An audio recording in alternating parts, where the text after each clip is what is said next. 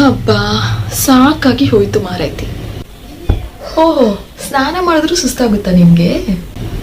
ಸ್ನಾನ ಮಾಡಿ ಅಲ್ಲನೇ, ನಾ ಸ್ನಾನ ಮಾಡ್ಲಿಕ್ಕೆ ಅಂತ ಹೋದದಾಯ್ತಾ ಬಾತ್ರೂಮ್ಗೆ. ಅಲ್ಲಿ ನೋಡಿದ್ರೆ ಒಂದು ರಾಶಿ ಬಟ್ಟೆ ಇತ್ತು. ನನ್ನದು ಸಹ ಇತ್ತು, ನಿನ್ನದು ಸಹ ಇತ್ತು. ಅದಕ್ಕೇನಿವಾಗ? ಎಂತ ಇಲ್ಲ, ಒಂದು ಚಿಕ್ಕ ಸಹಾಯ ಮಾಡ್ತೀಯಾ? ಏನು? ಬಕೆಟಲ್ಲಿ ನಾವು ಒಗ್ದಿಟ್ಟಿರೋ ಬಟ್ಟೆ ಎಲ್ಲ ಉಂಟಾ?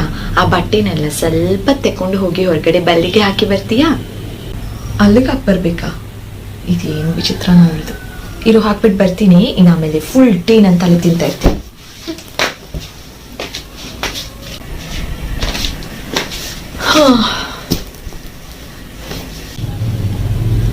ಓ, ನೀ ಎಂತ ಇಷ್ಟು ಬೇಗ ಬಟ್ಟೆ ಹಾಕಿ ಬಂದಿಯಾ?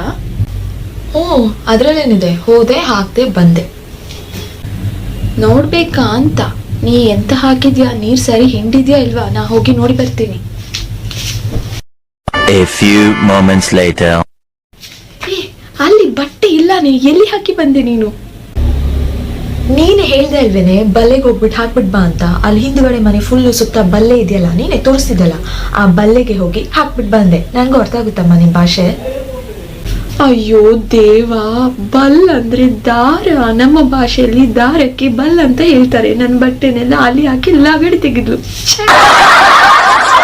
ಲಗಾಡಿ? ಇನ್ ಹಂಗಂದ್ರೇನು?